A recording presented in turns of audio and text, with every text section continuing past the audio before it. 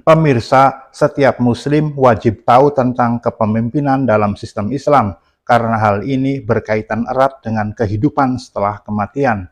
Tonton video pendek ini sampai tuntas agar kita bisa tetap berada di jalan yang lurus sesuai ketentuan Islam yang telah ditetapkan oleh Allah dan atau Rasul-Nya. Mohon dibaca juga slide atau keterangan yang bergeser dari kanan ke kiri agar lebih memahami materi yang disampaikan. Pada zaman para nabi dahulu, kaum muslim selalu dipimpin dan diperintah oleh para nabi. Setelah wafatnya nabi terakhir, yaitu Nabi Muhammad SAW, kaum muslim dipimpin dan diperintah oleh khalifah-khalifah dalam wilayah yang disebut khilafah Islamiyah atau negara khilafah atau negara Islam, di mana seluruh syariat Islam ditegakkan di muka bumi. Khalifah adalah imam atau pemimpin bagi jamaah kaum muslim, yang oleh para sahabat sering disebut sebagai Amirul Mukminin. Jadi, penguasa atau kepala negara atau kepala pemerintahan atau pemimpin yang sah sesuai syariat Islam setelah wafatnya Nabi Muhammad SAW adalah khalifah, bukan penguasa negara-negara bangsa atau nasionalisme seperti raja, presiden, perdana menteri, dan lain-lain. Karena Rasulullah SAW tidak mengajarkan negara bangsa atau nasionalisme, tidak mengajarkan demokrasi, tidak mengajarkan republik, dan seterusnya. Yang Rasulullah perintahkan kepada kaum muslim adalah berbaiat atau berjanji setia untuk mendengar dan taat kepada khalifah-khalifah. Oleh karena itu, kepemimpinan dalam negara-negara bangsa atau nasionalisme seperti raja, presiden, perdana menteri, dan lain-lain adalah batil atau tidak sah secara syariat Islam. Hal itu sebagaimana sabda Rasulullah SAW dalam hadis sahih yang diriwayatkan oleh Imam Bukhari, Imam Muslim, Imam Ahmad, dan Imam Ibnu Majah dari Abu Hurairah radhiyallahu anhu. Kanat banu Israil tasusuhumul anbiya kullama halaka nabiyyun khalafahu nabi wa innahu la nabiyya ba'di wa satakunu khulafa'u taksur qalu fama ta'muruna qalafu bi bai'atil awwali fal awwal wa a'tuhum haqqahum fa innallaha sa'iluhum amma astara'ahum. Dahulu Bani Israel selalu dipimpin oleh para nabi. Setiap kali seorang nabi wafat, maka nabi yang lain akan menggantikannya. Dan sungguh tidak akan ada nabi lagi setelahku, namun akan ada banyak khalifah. Para sahabat bertanya, apa yang engkau perintahkan kepada kami jika hal itu terjadi? Rasulullah menjawab, laksanakan baiat satu persatu dan berikanlah kepada mereka hak mereka, karena sesungguhnya Allah akan meminta pertanggungjawaban mereka tentang apa yang telah diamanatkan kepada mereka.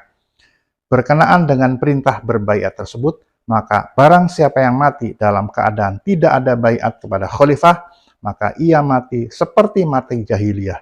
Sebagaimana sabda Rasulullah SAW dalam hadis sahih yang diriwayatkan oleh Imam Muslim dari Ibnu Umar radhiyallahu anhu, man khala'a yadan min ta'atin laqiyallaha yaumal qiyamati la hujjatalah wa man mata wa laysa fi 'unuqihi bai'atun mata mitatan jahiliyah.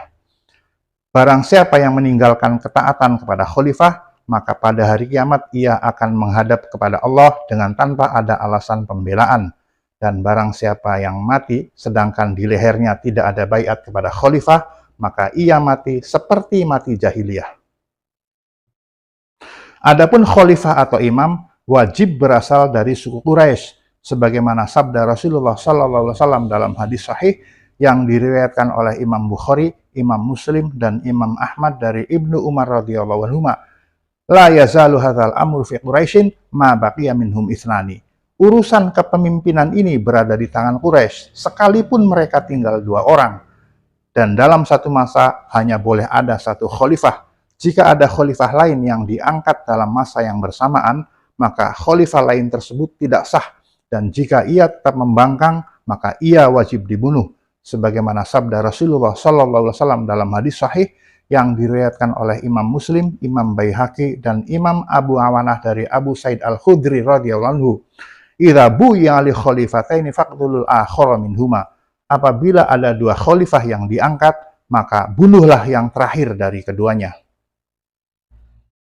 Lalu, bagaimana jika tidak ada imam atau khalifah? Apa yang harus dilakukan orang muslim agar terhindar dari kematian jahiliyah? Dalam hadis sahih yang diriwayatkan oleh Imam Bukhari, Imam Muslim, Imam Ahmad, Imam Ibnu Majah, Imam Hakim, dan Imam Baghawi dari Hudzaifah ibnul Yaman radhiyallahu anhu, bahwa pada suatu ketika Rasulullah SAW memerintahkan Hudzaifah ibnul Yaman jika ia menemui para penyeru menuju pintu neraka jahanam, "Talzamu jama'atal muslimina wa imamahum." Tetaplah kamu bersama jamaah kaum muslim dan imam mereka. Kemudian Hudzaifah bertanya, "Fa in lam yakun lahum jama'atun wala imam?" Bagaimana jika tidak ada jamaah kaum muslim dan imam? Rasulullah menjawab, "Fa'tazil tilkal firaqa kullaha walau anta 'adha bi asli syajaratin hatta yudrikakal maut wa anta 'ala dzalik." Jauhilah semua firqah itu, sekalipun kamu harus menggigit akar pohon hingga kematian merenggutmu dalam keadaan seperti itu. Dan dalam hadis hasan yang diriwayatkan oleh Imam Ahmad, Imam Abu Dawud, dan Imam Bazar dari Hudzaifah ibnul Yaman radhiyallahu anhu, bahwa pada suatu ketika Rasulullah SAW memerintahkan Hudzaifah ibnul Yaman, "Fa in ra'aita yawma idzin khalifatallah fil ardi falzamhu wa innaha ka jismaka wa akhadha malaka fa in lam tarahu fakhra bil ardi walau anta muta wa anta 'adwan bi jisri syajarah." Jika saat itu kamu melihat khalifah Allah di muka bumi, maka tetaplah bersamanya, sekalipun ia menyiksa ragamu dan merampas hartamu. Namun jika kamu tidak melihatnya, maka larilah ke suatu tempat, sekalipun kamu harus mati sambil menggigit batang pohon. Berdasarkan kedua hadis tersebut, maka jika tidak ada imam atau khalifah, agar terhindar dari kematian jahiliyah, orang muslim wajib menjauhi semua firqah atau berlari ke suatu tempat, sekalipun harus menggigit akar pohon hingga kematian merenggutnya. Namun demikian, kaum muslim secara keseluruhan tetap dibebani kewajiban untuk mengangkat seorang khalifah dan berbaiat kepadanya dalam rangka menegakkan seluruh syariat Islam di muka bumi secara berjamaah atau bersatu sesuai perintah Allah dalam Al-Quran surat Al-Baqarah ayat 208, Ali Imran ayat 103, dan Asy-Syura ayat 13. Demikian, semoga bermanfaat.